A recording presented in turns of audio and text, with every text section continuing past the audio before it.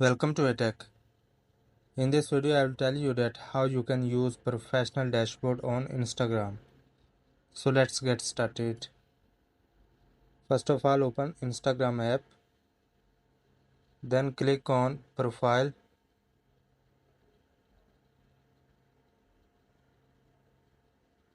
On top right corner you can see three lines.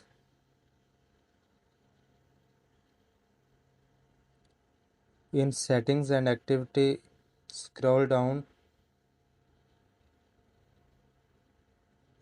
and here you can find for professionals, account type and tools.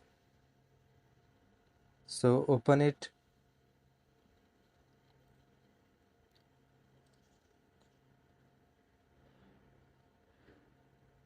So on top you can see account type and under it switch to professional account. So click it, click on continue, continue, continue. So what best describes you? I am a digital creator. So you can select according to your interest. Are you a creator? Yes, I am a creator. Then click on next. So you can see that my professional dashboard is active. In this way you can use professional dashboard on Instagram.